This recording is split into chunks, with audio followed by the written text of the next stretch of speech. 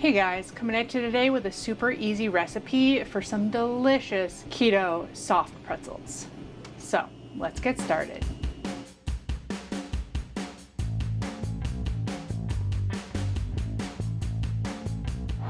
Hey everyone, welcome back. If you're new here, thanks for joining me. My name's Alycia and I'm a pastry chef. I've been a chef most of my life and now I own a keto gluten-free bakery, and I'm here to show you all the tips and tricks on how to make the best recipes possible. So if you enjoy these type of recipes, please hit the subscribe button down there, give the video a thumbs up, leave me comments, and share with all your friends and family. It all helps me help you make some delicious recipes and to bring you new videos every Saturday. Today, a soft pretzel, a keto, super low carb soft pretzel. Only 1 gram net carbs per pretzel and only like 100 calories and 9 grams of protein. So a really great recipe that I've been enjoying with a multitude of things because I have done over 10 tests on this pretzel and they were all just about all edible. So I've been using them for like when I don't want to make dinner, I'll do like a charcuterie board with some cheese and the pretzels as my bread or crackers. I've had them for tons of different things. And it's really nice to have something kind of bread-like and soft and a little bit chewy to have with your meals or as snacks and stuff like that. So I'm excited to have more of these today and a pretty simple recipe. We're gonna start with 8 ounces of water. And this is very similar to a regular pretzel recipe. A regular soft pretzel recipe is just water, yeast, sugar, butter, and flour. The only difference is our flour is made up of a couple of different things. And I did too much. I was surprised to find out that there wasn't even any proofing involved in the pretzel recipe, really. There was like resting periods, but that's really it. So it definitely worked out great for keto. Probably the hardest part I had was making it not as fluffy as my previous doughs that I used to make super soft donuts and the pizza crust and stuff like that. Like we want it more dense, so that was the hardest part. That and how to get that crispy brown shiny coat on the pretzels that have that tough chewy exterior. That took me a while, but I figured it out. You want your water between 100 and 110 degrees just because if you have it too hot, it'll kill the yeast. If you don't have it hot enough, it'll just take forever to bloom. It will eventually in a warm spot, but it'll take a long time. I'm just gonna add, I'm doubling it, which I haven't done a double batch of this yet, so hopefully I don't mess anything up. I need 2 teaspoons of inulin. You can also use a little bit of honey or molasses or maple syrup if you want. Inulin's the only like keto, it's actually a fiber that I found will bloom yeast and make it rise or bubble up. Should be about 6 grams. And then about 9 grams of yeast. And I use active dry yeast. That's just what I have on hand all the time for my bread. And it's supposed to be 2 1/4 teaspoons, but I feel like almost 3. Mix that up. And I have my oven on, so I'm just gonna set it over on my oven to bloom the rest of the way. And then in regular pretzel dough is a brown sugar. So I'm using the packable brown sugar from Locanto, monk fruit erythritol, which is my preferred sweetener. These have added things like vegetable glycerin and stuff in them. That's why I use the packable one. I think it helps give a little bit more chewiness to the crust of the pretzel.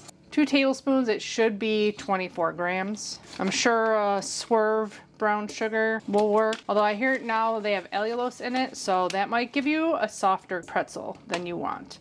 Like you want a soft pretzel, but pretzels are kind of dense too. Like they're not like super fluffy. And that's what my problem was. Everything was super fluffy and wasn't like chewy and soft enough. They were just too fluffy. That's all that's going in that bowl because we're not even putting any eggs in this recipe.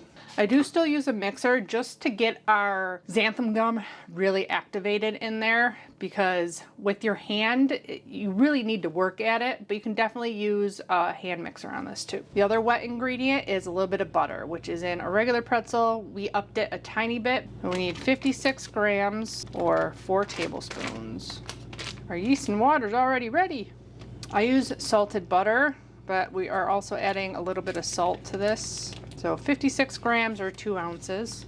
We're melting that in the microwave, and then all that's left is our dry ingredients, which is just our flour mix. We need 40 grams of a whey protein isolate. It's only a half cup. I went and minused the whey protein quite a bit because the whey is what gives us a super fluffy baked good. So when I got to the point where I was not getting it, I minused eggs, I minused butter, I minused baking powder. I started minusing the whey protein, and I finally got like a not super fluffy pretzel. We do need quite a bit of bamboo fiber. You can definitely swap this out for oat, and you can swap part of it out for coconut. I wouldn't do all of it because then you'd have quite a coconut flavor, and coconut flour is high in net carbs. So 88 grams. So 1 cup is about 66, which it wasn't quite. It's so soft and fluffy, like 4 grams was quite a lot that I had to put in there. So it should be another third of a cup for 22 grams. It's 2 grams shy. And something like this is one of those things that if you don't have enough dry ingredients, you might have a pretty sticky dough. I only needed 2 more grams, and I still needed like a whole teaspoon more. Still not at 88. Now I need 2 tablespoons of beef gelatin. If you use something like pork gelatin, you might need a little bit more. I tried to find a ratio, like swapping beef for pork or pork for agar, and I couldn't find anything except for bloom strengths. Like I couldn't find the actual like, oh, if it calls for a tablespoon, use this much pork gelatin. One of these days, I'll probably do some of my own experimenting on it because it's annoying. So 20 grams or 2 tablespoons, and then 2 teaspoons of xanthan gum. And the Anthony's brand is what I've been using, and I usually get 4 grams per teaspoon. I only got 3 that time. We need 8 grams. Put in 2 grams or a half teaspoon of Himalayan pink sea salt. Should be 2 grams. That's all our dry ingredients. Ooh, our yeast is going crazy. Okay, so what I was doing, because it's really hard for my whip to get down in there and get this combined, I've just been adding my butter right to this, and then just using the mixer basically to mix in the dry ingredients. Let's mix this up. And here's our yeast. It went crazy. And all that warm liquid will help dissolve your sweetener in there. I didn't mix my dry ingredients before I got this wet. Now I need a new one. So now I'm gonna put it on the mixer and whip in my dry ingredients. After I give them a whisk, you wanna whisk in your xanthan gum and gelatin for sure, otherwise you'll end up with clumps.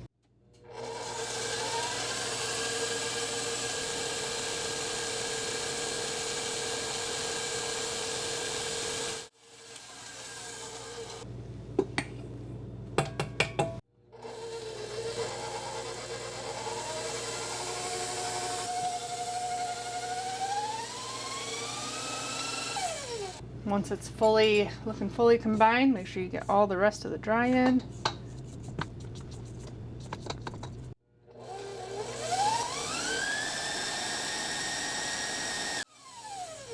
One more scrape and mix, and I think we're good. It's a little sticky, but it'll all come together.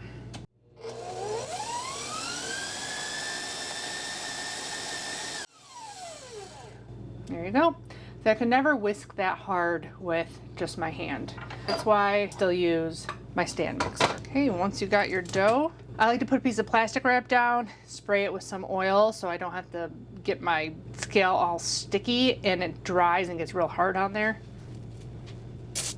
Now, I only tested this as making them one size, like 1 amount of grams, but I'm sure you can make them bigger, but you're gonna have to make the ropes longer. So I found, like, I tested all different lengths and I wanted to get an even amount out of a half batch. So this makes 8. So I was testing doing 4 pretzels in each batch. So I figured out the best length for making 4 pretzels. Okay. Put it all down on the plastic wrap. Almost 470. I hate having uneven numbers. So they should be about 58 grams each. When I was looking up regular recipes, they were saying about 75 grams each. So if you want to go and do that and make them a little bit bigger, you can. But they were saying 20-inch ropes. I'm only going to do 15-inch ropes. And they did suggest a silk pat. I didn't try any other way, but I don't think it'd be that big a deal to use a piece of parchment paper. The only other ingredient we're gonna need, besides obviously you need a pretzel salt, which I'll have this link below, but it's a huge bucket, but it's not like it goes bad, it's just salt. I tested a bunch of different ways to get browning on baked goods. I literally looked it up. I typed in ways to get browning, and a lot of it was just like egg wash. I'm like, yeah, I know that, but what are other options that would cause a brown coating on it? And so I looked up cornstarch. What happens if you put cornstarch on it? What happens if you put egg yolk, egg white, whole egg? I think I tried like an allulose water concoction, and I tried an egg allulose concoction, and those just gave really dark spots wherever the allulose touched. The best option to get that nice brown crust is just egg yolk with a tiny bit of water. I need it so it's nice and smooth and not sticky anymore, which I didn't oil my hands enough. When these are rolled and resting, we are boiling these in a little bit of baking soda and water. That does really help give you a tougher, like, outside crust that you're used to getting for pretzels. So I like to do it into a log just to have it kind of where I need it. And we're gonna cut that into 8s. And I'm gonna weigh them because I wanna be precise with it, but you don't really have to. You're gonna bake these until they're nice and done because you want them kind of harder on the outside and they stay real soft on the inside. I like to use a bench scraper, and I always forget to oil it beforehand. Oil it up. About 58, not even close. I used to be really good at this. It's a little bit sticky, but if you oiled your hands in the first place, you don't have dough on your hand, then it'll be a lot easier. So I just start off kind of doing a snake. You do want a really smooth surface on it. If you have a lot of cracks, you might want to redo it and kind of knead it again so that you don't have a bunch of cracks. You want a nice smooth outside. And I have my ruler here so I know where I'm going. You want to do this gently and stretch it out gently so you don't get rips in your pretzel log. They do still puff up quite a bit, so they're not going to be this thin. Okay, about 15. Then you bring it together, twist it around, and bring it down. There's your pretzel. Then you just place it on silk pat or whatever pan you're using. Sometimes kneading it beforehand is a good option if your dough is not coming together like you want it. You might need more oil though. It's sticking to my hands. Want it real nice and smooth.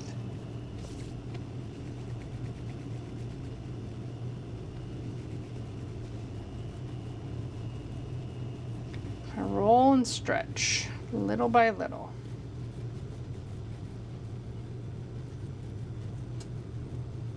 It's always easier to get the middle stretched, not as much the ends. So, together, one twist, and down. I was only gonna make 4, but my hubby was like, well, between me and Dad and you, we'll eat them. He's been enjoying the testing.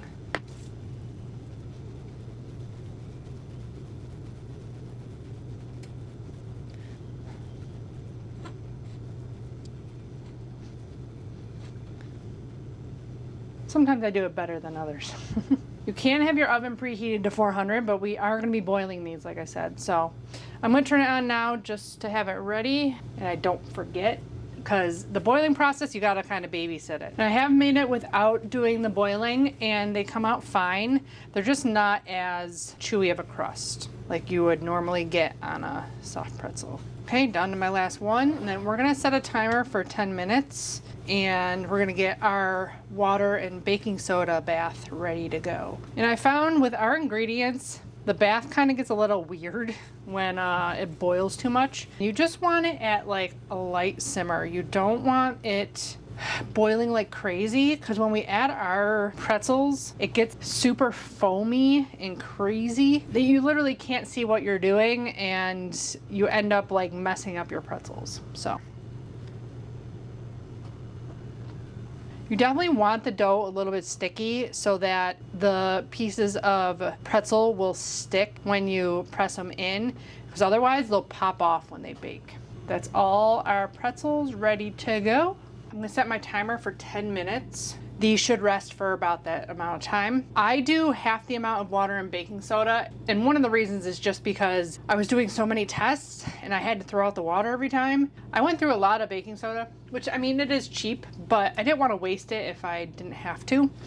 So I just did a 1/4 cup of baking soda and 4.5 cups of water. The original recipe was double that. 1/4 cup into our pot. Can anyone guess what I'm going to be working on next? This is a stepping stone to boiling some bagels. This was my first try at boiling this dough, and it worked first time out the gate. So I just have this on low heat for now. I use a big slotted spoon. That's like the best thing. If you even have a bigger one, probably be even better. The next thing is egg yolk, which is what we need to brush. Each egg yolk weighs 20 grams. So to the egg yolk, I add 2 teaspoons of water, which I think I have probably 8 grams of water here. That helps it stretch out a little bit. You don't have to add the water at all. I did it yesterday and I thought maybe it would make an even better crust, and I didn't really see much difference. So, okay, our egg yolk and water are ready. And then we need our salt. If you don't want to eat these right away, you don't have to salt them, and you can rewarm them in the oven. Just spray them with a little bit of avocado oil and sprinkle salt on them, and then cook them for a couple of minutes in the oven to warm them. I would just do it right out of the fridge. You can also do them from the freezer, but again, wouldn't salt them ahead of time because they do get wet when you do the salt ahead of time. They do get like a little bit like hard on the outside when they rest for the 10 minutes. Okay, we got 1 minute left on our timer. It's just starting to simmer, so I turned it down a little bit. What I do to time these, you don't want to go more than 30 seconds. I 20 at the least, 30 at the most. But I just set a timer, and when I drop it, I look at it and count 20 seconds down from that. Just so you don't overdo it, because you will get that bicarbonate taste from the mixture if you cook it too long. Okay, so I'm going to reset my timer and start it. You can see there's just little bubbles coming up. So 56, 10 seconds. I try to flip like that. I turned it down a little bit because it was getting crazy. Okay, 36. Lift it out gently, get water off of it, flip it back on. And then I look at my clock again when I go and put the next one in. The dough does get quite soft when you boil it, so. I'm gonna try 2 at a time, see how it goes. Drop it at 38, 36.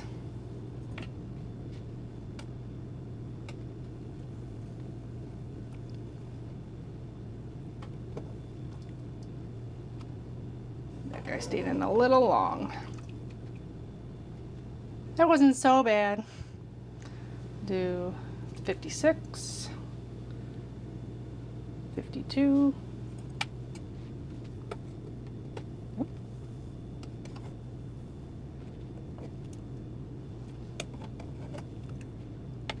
You see it's just like kind of simmering around the edges. That's all you want, because if you get it to a rolling boil, it's a mess. I'm gonna turn it down a little bit because it's getting a little crazy. Okay, last 2. 04. 00.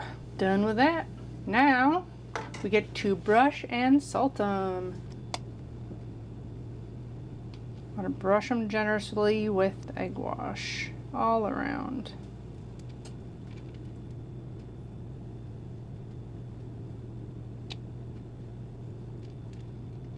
We'll do some without salt. I know some people don't like salt on their soft pretzels. I do have saltless.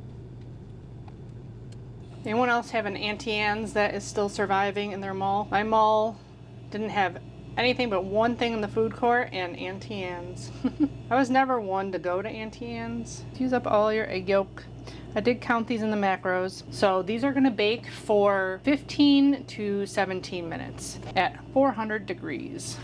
And we're gonna rotate them halfway through so that they bake evenly. They do puff up a bit, so make sure they're spaced out nice.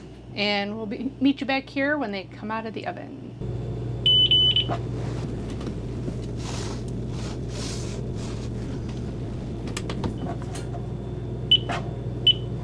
It smells like Auntie Anne's at the mall. That was 15 minutes. They look delicious. They are pretty soft when they first come out. I like to let them chill for a while because they are softer than a normal like soft baked pretzel would be, you know, with the chewiness of the crust and stuff. So I'm gonna let them cool to like room temperature or just warm, and then we'll give them a taste. Okay, we're back and we got our 2 plates of pretzels here. They're just like room temperature now, but they're still super soft, but got like a good rip and chew to them.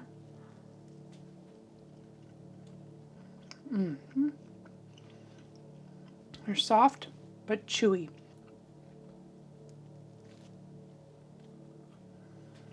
Got a good rip to them.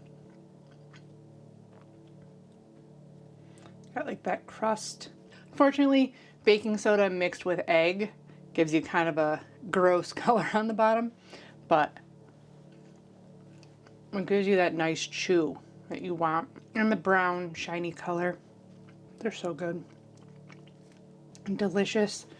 Dipped in some cheese sauce. My husband, mustard. But I love these dipped in some cheese sauce. These are so delicious. So I hope you guys enjoy this recipe and you give it a try for yourself. Super low carb, soft pretzel. Make a big batch and have them chilling in your freezer from whenever you have a charcuterie board. That was one of my favorite things because I miss the bread or the crackers or something to have with my cheese and pepperoni and meats and stuff like that. So perfect addition to that.